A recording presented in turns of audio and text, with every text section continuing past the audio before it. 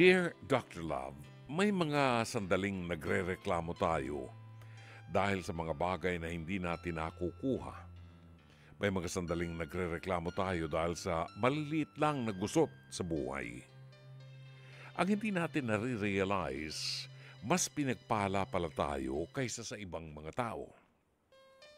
Ako po si Teresa, 37 years old, mula sa Pateros. Bilang stay-at-home mom, ako po ay talagang abala sa pangangalaga sa 2 anak sa bahay, habang abala naman sa mister sa pagtatrabaho sa labas.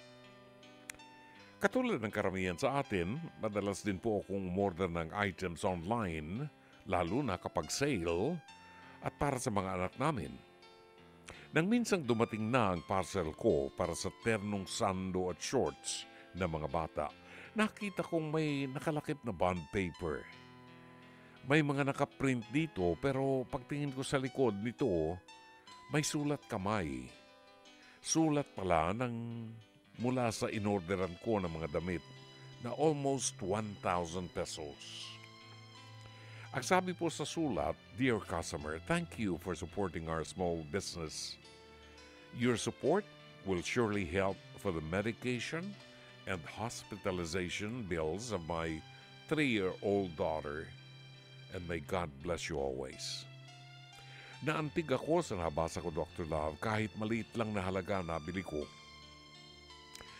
Makatutulong pala ito sa anak niyang may sakit. Dito ko na-realize na kahit paano at sa kabila ng mga pagsubok sa buhay, mapalad pa rin kami at maraming dapat ay pagpasalamat sa itaas. Kung tutuusin, maliit lang na bagay ang mga problema namin kumpara sa pagsubok na kinakaharap ng ibang tao. Dito ko rin na-realize na hindi dapat magreklamo o mainis dahil sa mga bagay na hindi natin nakukuha. Dahil may mga taong mas deserving pa ng blessing kaysa sa atin. At dahil naawa ako sa mga magulang na nagbebenta ng mga children's clothes, pinost ko sa Facebook ang page niya para sa kanya na rin umorder ang friends ko. Sa ganitong paraan, nakatutulong ako sa kanya at siyempre, isinasama ko na rin sila sa panalangin ko. Salamat, Dr. Love. God bless. Gumagalang, Teresa. Mas maganda po sa buhay natin na tingnan natin yung bagay na positibo, no? Kaysa doon sa mga negative at mga bagay na magpapastress lang sa ating buhay, no? Napapanahon sapagkat marami sa atin ngayon ang katotohanan talaga, although nadadaya ang Bureau of Internal Revenue, nadadaya dahil walang resibo ang mga transaksyones natin sa online shopping, di ba? Mas madali para sa atin na umorder dahil dinideliver na lamang sa bahay. Competitive ang presyo, di ba? Kumpara dun sa mabibili natin sa mall. And we have more choices. Kaya tayo na gaganyak na bumili. At isa po ako dyan, no?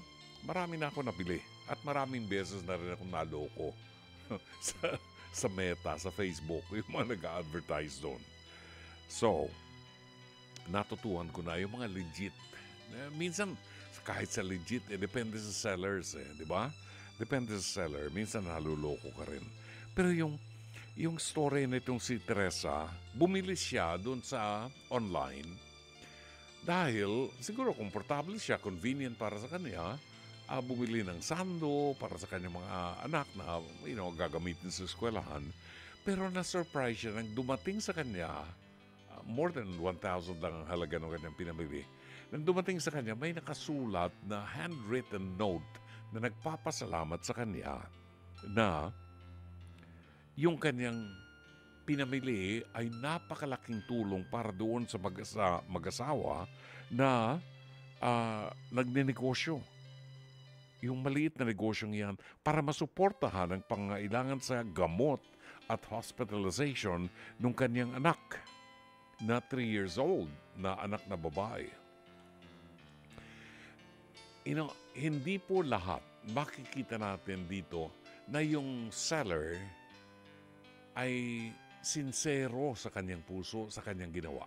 No? Hindi lahat po ng bibilhan natin at maswerte na kayo kung binilhan kayo, kung bumili kayo at pinadalan kayo ng handwritten note ng seller na nagpapasalamat sapagkat nakatulong kayo sa kanilang anak. Bihirang-bihira po yan. Napakaganda ng ginawa nitong si Teresa dahil ang ginawa niya, nakita niya ang kahalagahan at ang biyaya na siya ang nakatulong at hindi siya ang tinulungan. At sa halip ay pinakiusap niya sa mga kaibigan niya na tangkilikin yung negosyo nitong mag-asawang ito na nangangailangan ng suporta at tulong ng mga tao na malinis na negosyo na pinaghihirapan para sa kanila. Minsan po ay may nagtanong sa akin, paano daw mababayaran ng utang na loob sa kapwa? Sa akin pong personal na opinyon at ito po ang aking ginagawa sa buhay ko para makabayad ako ng utang na loob at para kumalat ang biyaya ng Diyos. Sakali po na may mabuting ginawa sa iyo ang isang tao, kahit po hindi mo na ibalik sa kanya yung kabutihan na ginawa niya sa iyo, humanap ka ng ibang tao na magagawan mo ng kabutihan ng 2 beses.